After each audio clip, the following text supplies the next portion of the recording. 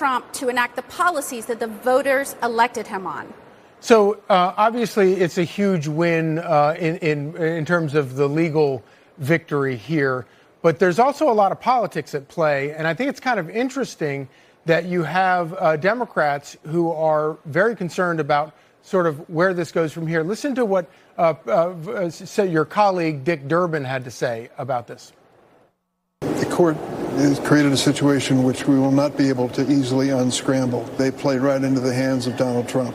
He said he was going to flood the zone. He told us he would overwhelm the system with executive orders and changes. That's exactly what he was empowered to do by the Supreme Court decision. The courts really did play right into Trump's hands, and he won. What the Supreme Court did is unleash a bunker buster on judicial tyranny.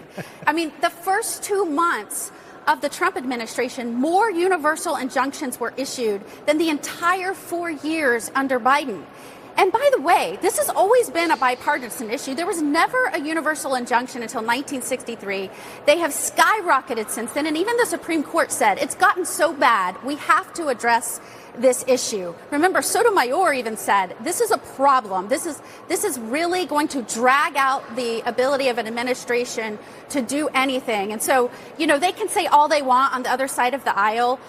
They know this is a problem. That's why in judiciary, many of us have introduced legislation to codify the court's ruling today and even go further and make sure we're protecting that separation of powers.